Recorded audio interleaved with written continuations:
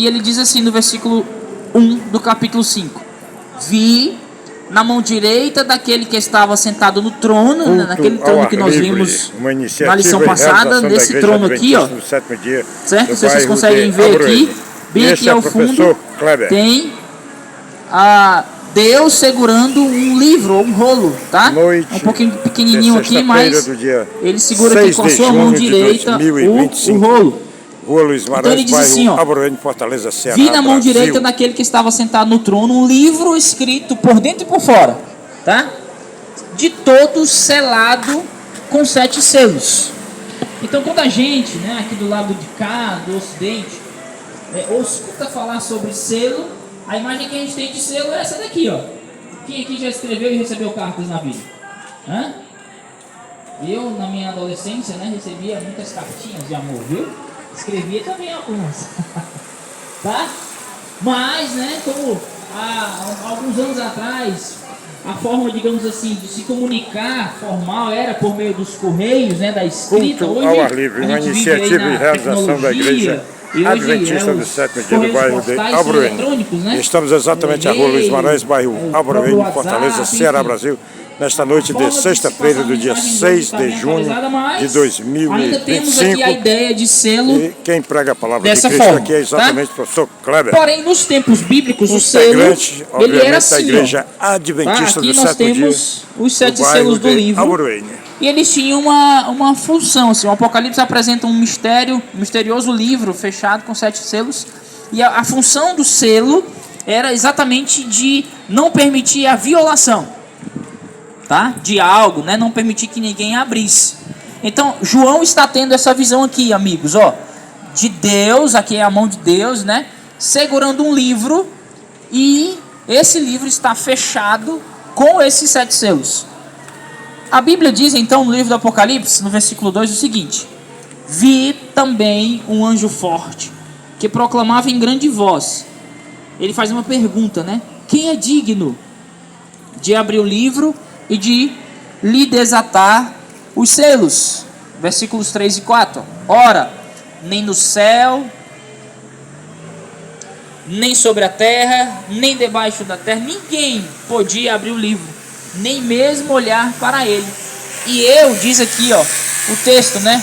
E eu chorava muito, que é João dizendo, olha, eu estava chorando muito, por quê? Porque não tinha ninguém capaz de abrir o livro, né? De desatar ali os selos.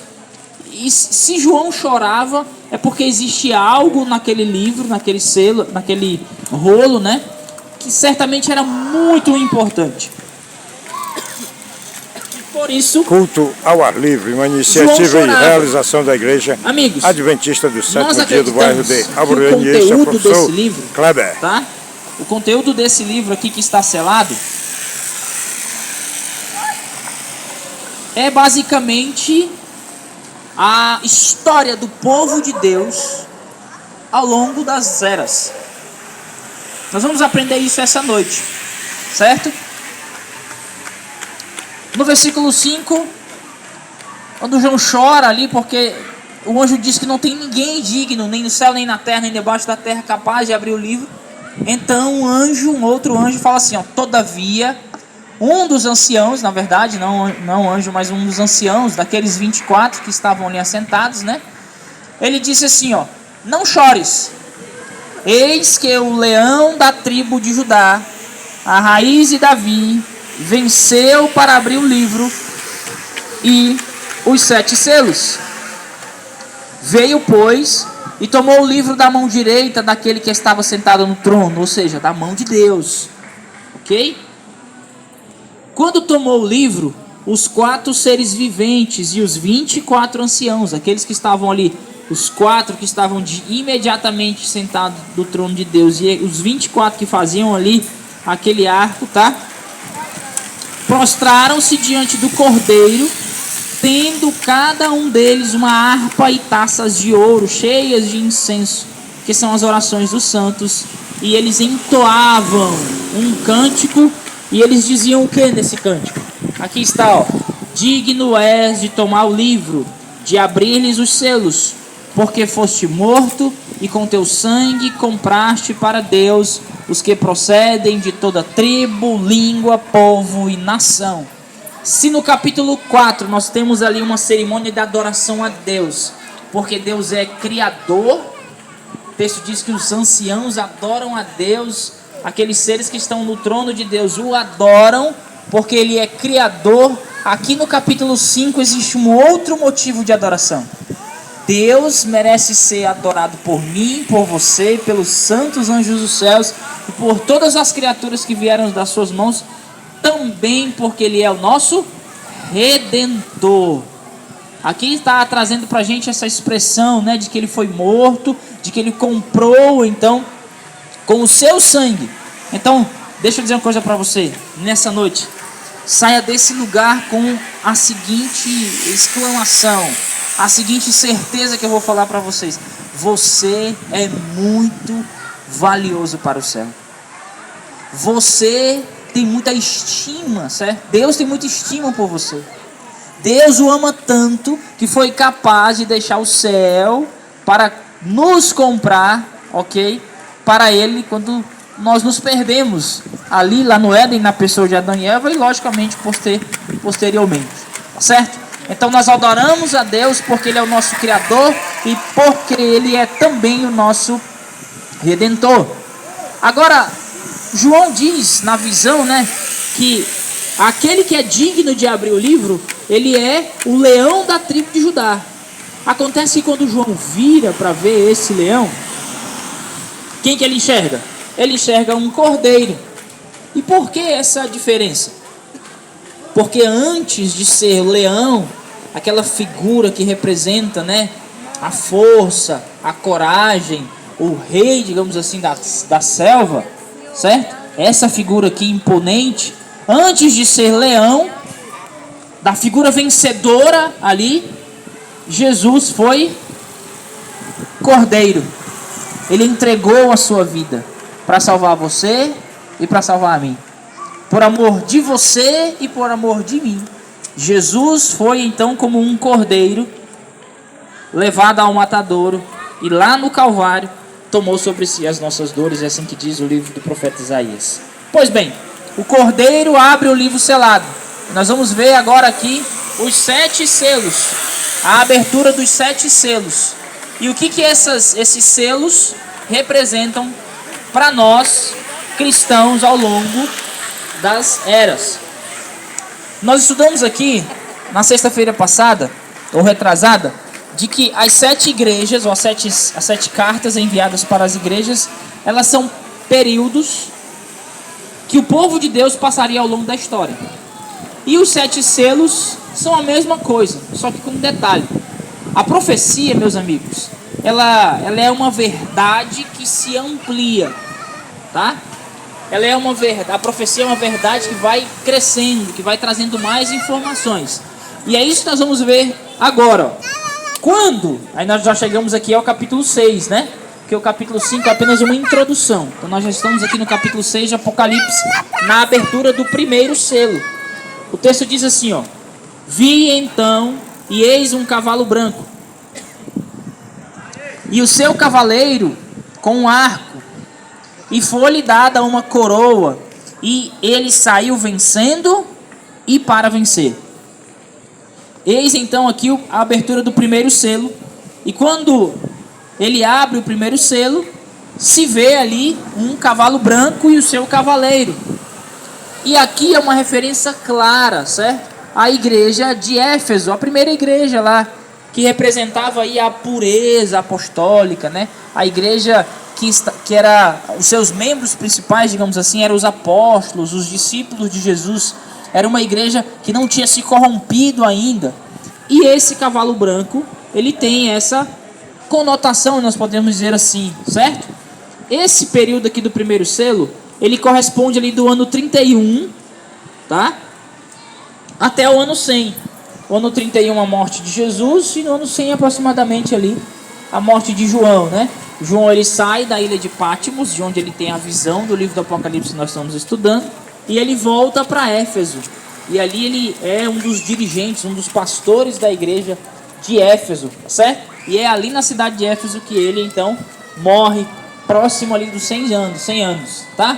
Então, o cavalo branco aqui do Apocalipse, ele simboliza uma igreja vitoriosa, uma igreja que crescia ali, logo nos seus primeiros passos, cerca de 6 milhões de cristãos já estavam, digamos assim, adentrados, né, ao movimento que surgia com a pregação dos apóstolos, certo? Então, o primeiro selo e o cavalo branco aqui representa a pureza e a fidelidade que as pessoas, que os irmãos da época tinham na palavra de Deus. Seguindo, olha só, esse texto aqui, ó, é tirado desse livro, A Vinda do Consolador. Ele fala, ó, sem dinheiro, os crentes derrotavam o poderio das riquezas ao seu redor. Sem escolas, eles confundiam os letrados rabis. Sem poder político ou social, mostraram-se mais forte do que o sinédrio. Não tendo um sacerdócio, desafiavam os sacerdotes e o templo. Sem um soldado sequer, eram mais poderosos que as legiões romanas. E foi assim que eles fincaram a cruz acima da águia romana. Então era uma igreja forte, uma igreja viva, a igreja que representa-se aqui na abertura do primeiro selo com o cavalo branco, certo? Seguindo então aqui o segundo selo, a abertura do segundo selo. Se o cavalo branco é o primeiro selo é o cavalo branco, nós temos aqui no segundo selo, certo? Aberto um cavalo agora de cor vermelha, tá? E claro, quando a gente olha aqui para a cor vermelha, o que a gente lembra? Se tratando assim de guerra, de perseguição, o vermelho lembra o quê? Sangue, ouvi aí, né?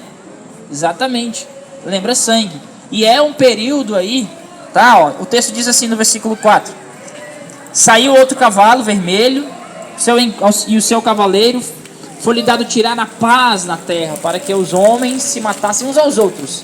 Também lhe foi dada uma grande espada. E esse período aqui do segundo selo, ele corresponde do ano 100, que é o ano da morte de João, até o ano 313, que aconteceu ali aquilo que nós estudamos na lição passada, o Edito de Milão, certo? Ok? E foi um ano de muita perseguição, né? Aqui foi a época das perseguições pelos Césares, né? Os imperadores que caçaram praticamente os cristãos da época. Muito derramamento de sangue, discórdia, discussão e controvérsia adentraram então a igreja primitiva. Muitos gregos, romanos e gentios começaram a entrar na igreja sem ter abandonado seus velhos costumes pagãos e doutrinais, tá? E começaram a contaminar a pureza lá da igreja de Éfeso, também do cavalo branco, da doutrina que se mantivera durante o primeiro século. Então foi entrando aqui alguns costumes, algumas pessoas falso convertidas, digamos assim, e isso foi minando a pureza da igreja apostólica. O terceiro selo, se o primeiro selo o cavalo é branco, aqui no terceiro selo o cavalo é preto. E por que ele é preto? Porque ele representa exatamente o inverso do período da igreja primitiva. Se o branco representa a pureza doutrinária, o preto é, digamos assim, o contrário, né? Literalmente o contrário. Versículos 5 e 6 do capítulo 6 de Apocalipse, o texto fala assim: quando abriu o terceiro selo, ouvi o terceiro ser vivente dizendo: vem. Então vi, e eis um cavalo preto, e o seu cavaleiro com uma balança na mão. E ouvi uma como que voz no meio dos 4 seres viventes dizendo: uma medida de trigo por 1 denário, 3 medidas de cevado por 1 denário, e não danifiqueis o azeite nem o vinho. Esse texto aqui é uma referência à escassez, mas a escassez espiritual. Por quê? Porque esse período aqui da história, o período do cavalo preto, meus amigos, é um período de escassez de Bíblia. As pessoas foram proibidas de terem, de possuírem, de lerem a palavra de Deus. Portanto, essa escassez aqui apresentada no final do versículo 6 é uma escassez espiritual, tá? O terceiro selo aqui é do período que vai ali do ano 313 da nossa era, né? Até o ano 538, quando se inicia ali a supremacia dos papas, né? os imperadores perdem, digamos assim, a sua força, e se apresenta então a figura do bispo de Roma. Nesse período da igreja, tá? Muita corrupção da fé. O bispo de Roma começa a dominar. É uma época de fome e miséria espiritual. A igreja então se aprofunda, e por isso que a cor desse cavaleiro aqui é uma cor preta. Nesse tempo aqui, muitos dogmas começam então a adentrar a igreja cristã da época. Por exemplo, no ano 313 aqui, né, após o Edito de Milão, logo após alguns anos, no ano 321, aconteceu ali o decreto para a adoração no domingo. A igreja que comumente, então, em toda a sua história, era uma igreja que observava o quarto mandamento da lei de Deus.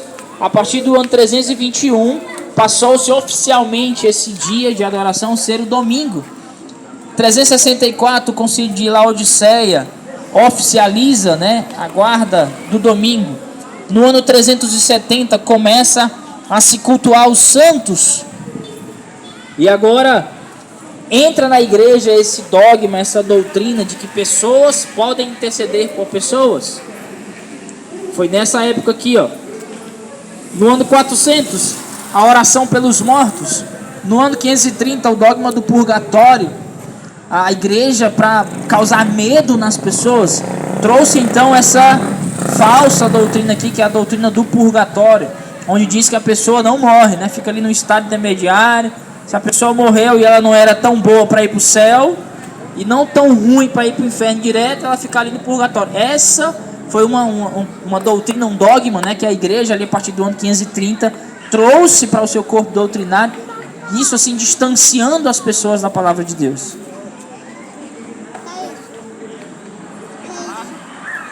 É um passador. Culto ao ar livre, uma iniciativa e realização. Seguindo então, queridos irmãos, a abertura do quarto selo.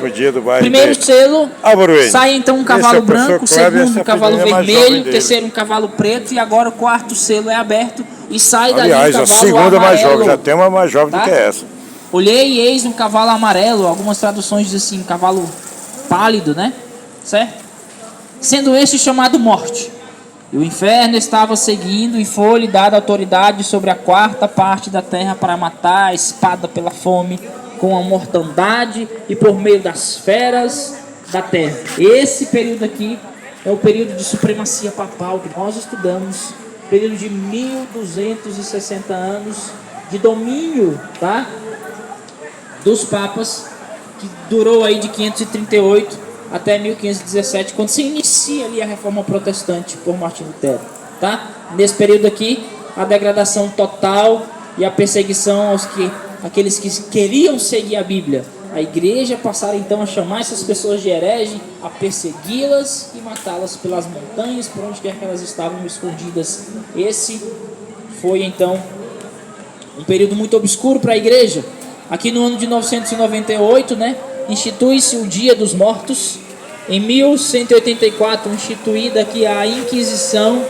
Em 1190 começa a venda das indulgências. Isso aqui eram as pessoas que eram enganadas pela igreja, né? Você pecou, então para você ser perdoado, você traz aqui uma quantia de dinheiro, seu perdão está então concedido e você tem um lugar lá no céu. Era isso que a igreja enganava as pessoas. Por quê? Porque elas haviam tirado a Bíblia da mão das pessoas. E quando nós não temos a palavra de Deus para revelar para nós a sua verdade, nós acabamos seguindo aí qualquer vento de doutrinas. Enfim, lá aqui no ano de 1563, no Concílio de Trento ali, a tradição ela foi colocada acima da Bíblia, e aí até os dias de hoje a tradição dentro da igreja, né, romana principalmente, ela tem muito mais peso do que a própria palavra de Deus. É assim que a igreja até os dias de hoje prega erradamente, enganando as pessoas.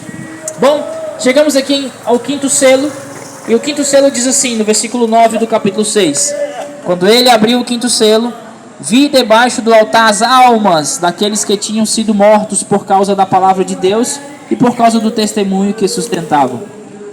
Verso 10: clamaram em grande voz dizendo: até quando, ó soberano Senhor, santo e verdadeiro, não julgas nem vingas o nosso sangue que habitam sobre a terra? Então a cada um deles foi dada uma vestidura branca, e lhes disseram que repousassem ainda por um pouco tempo, até que também se completasse o número dos seus conservos, seus irmãos, que iam ser mortos igualmente como eles foram. Certo? Nós temos então aqui uma ideia, as almas dos santos debaixo do altar. João vê as almas debaixo do altar, né? A alma dos mártires ali, dos santos mártires, requisitando a Deus a vingança pelo sangue que havia sido derramado contra eles. E aí se levanta uma doutrina muito perigosa, que é a doutrina da imortalidade da alma, muito difundido, pregado e ensinado em muitas religiões, em muitas igrejas, tá? Para nós entendermos essa visão aqui do altar, né, e das almas clamando aqui embaixo, a gente precisa voltar ao Antigo Testamento, porque vocês lembram que o Apocalipse, ele se interpreta à luz do Antigo Testamento. Então, como ele fala aqui do altar, ele toca na questão do altar, e aqui está a figura do altar para vocês entenderem, nós precisamos então ir até o texto de Levítico, aqui ó, Levítico capítulo 4, versículo 7. Também o sacerdote porá daquele sangue sobre as pontas do altar do incenso aromático, perante o Senhor que está na tenda da congregação. E todo o restante do sangue do novilho derramará à base do altar, olha só, a base do altar de holocaustos que está à porta da tenda da congregação. Queridos, 95% daquilo que nós lemos no livro do Apocalipse, ele não pode ser interpretado de forma literal, tá? Porque o Apocalipse trata de um livro profético. Então existe ali muitos símbolos, muitas imagens. E esse símbolo, por exemplo, das almas clamando debaixo do altar, está aqui, ó. Certo? Ó, todo o restante do sangue do novilho derramará à base do altar de holocaustos. Então o altar de holocaustos aqui, ó, no altar de bronze do santuário se oferecia o sacrifício de animais. E aí a gente vai voltar um pouquinho lá para o Antigo Testamento. Quando as pessoas pecavam naquela época, antes de ter Cristo vindo à Terra, o perdão dos pecados funcionava dessa forma, certo? Você levava até o templo, aquele templo sagrado que nós vimos aí, um animal de acordo com suas posses. Esse animal ele era imolado ali pelo sacerdote, o seu sangue ele era aparado, tá? A carne desse animal era queimada no altar. Então o sacerdote pegava parte desse sangue e levava para dentro do santuário. Ali ele aspergia no véu, também molhava as 4 pontas do altar. Existiam 4 pontas no altar. E o restante do sangue ele jogava ali, contornando o altar. É isso que o texto está dizendo lá em Apocalipse. Ó, o sacrifício era queimado e o sangue era derramado na base do altar. Então, a visão que João tem ali é tirada de Levítico capítulo 4. O sangue dos mártires clamavam simbolicamente. Assim como, aqui tem um texto bem interessante, ó. Gênesis capítulo 4, versículo 10. Assim como fez o sangue de Abel, que foi morto por seu irmão Caim. Então o que eu estou querendo dizer para vocês? Ensina-se que esse texto de Apocalipse está dizendo que existem almas desencarnadas ali embaixo do altar, clamando a Deus por justiça. Sabe o que a Bíblia diz que você é, Afonso? Você é uma alma. Exatamente. Sabe o que a Bíblia diz que nós somos?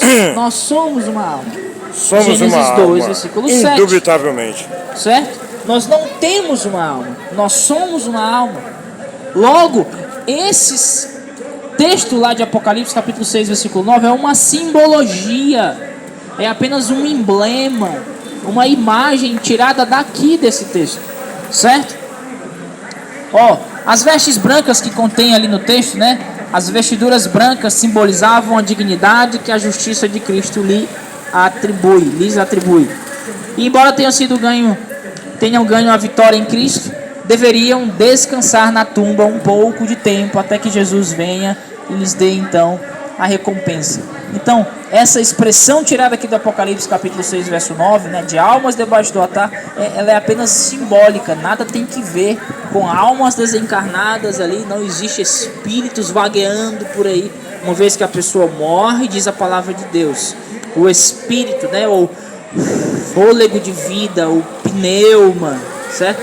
Volta para Deus, que é quem concede a vida, e o corpo, a nossa matéria, volta para a terra. Não é assim que acontece? A gente pega ali a pessoa que faleceu, põe num caixão, leva até o cemitério, você volta lá daqui a 1, 2 anos, o que é que tem lá? Né? Pó. É isso que a Bíblia então nos ensina a respeito da vida. Bom, chegamos aqui à abertura do 6º selo. Vi quando o Cordeiro abriu o 6º selo, e sobreveio um grande terremoto. O sol se tornou negro como saco de crina, a lua toda como sangue. As estrelas do céu caíram pela terra como uma figueira, quando abalada por vento forte deixa cair os figos verdes, certo? A predição de Jesus com respeito a essa profecia também aconteceu. Cristo, quando esteve conosco, ele também profere essa mesma profecia aqui, ó. Mateus 24, versículo 9, aqui são palavras do próprio Cristo. Logo em seguida a tribulação daqueles dias, o sol escurecerá, a lua não dará a sua claridade, as estrelas cairão do firmamento e os poderes do céu serão abalados. E quando foi que isso aconteceu, né? A predição de Jesus antes de abrir ali o 7º selo, Jesus interrompe a profecia e dedica todo o capítulo 7 para a explicação do que são os 144 mil. E por que eu estou falando isso daqui para vocês? Porque olha só, a abertura do 7º selo já acontece no capítulo 8, mas nós estamos estudando o capítulo 6, ou seja, do capítulo 6 para o capítulo 8 tem um outro número ali. Que número é? Antes de chegar no 8, você está aqui no 6, você vai para o 8, qual o número que tem antes? É o 7. Então a Bíblia pula, digamos assim, o capítulo 7. E por que ele faz isso? Porque no capítulo 7, nós vamos estudar isso na próxima lição, trata dos 144 mil, tá? É uma referência a esse povo. O selamento, vi outro anjo que subia do nascente do sol, tendo o selo do Deus vivo, e clamou em grande voz aos 4 anjos, aqueles aos quais foram dadas fazer dano à terra e ao mar, dizendo: não danifiqueis nem a terra, nem o mar, nem as árvores, até selarmos na fronte os servos de nosso Deus. Portanto, nós estamos aqui estudando o capítulo 6, Apocalipse. De repente há um parêntese, e aí nós vamos lá para o capítulo 8, que é a abertura do 7º selo. E quando o 7º selo será aberto? Capítulo 8, versículo 1 diz assim, ó: quando o Cordeiro abriu o 7º selo, houve silêncio no céu por cerca de meia hora.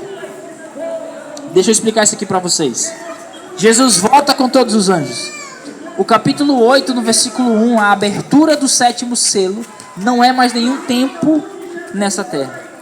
A abertura do 7º selo é a volta do nosso Salvador Jesus Cristo. Certo? Quando o 7º selo se abrir, Cristo estará voltando. Jesus, ele fala assim, ó: quando vier o Filho do Homem na sua majestade, todos os anjos dos céus, então se assentará no trono da sua glória. E por que eu estou lendo isso para vocês?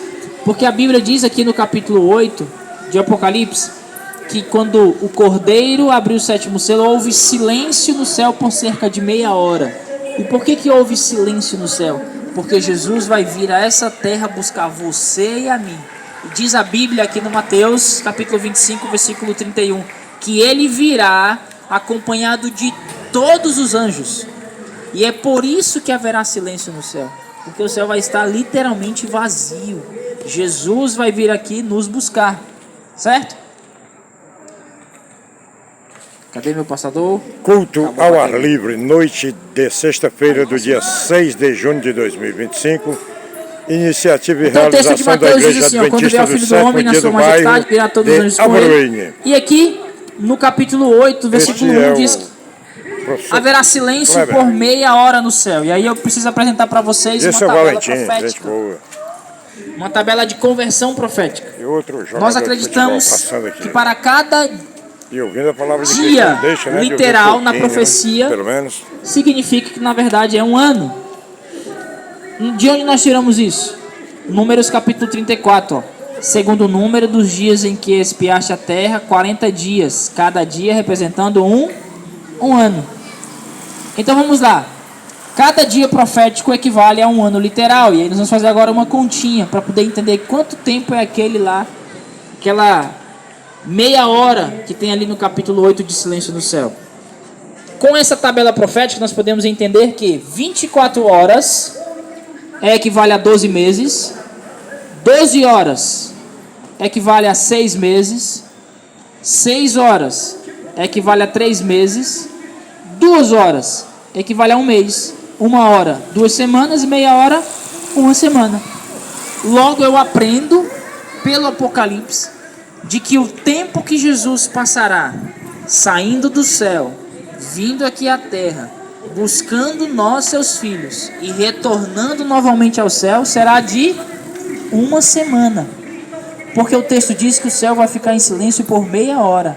E usando a tabela profética, nós conseguimos entender que meia hora profético equivale a 7 dias, ou seja, a 1 semana aqui na terra.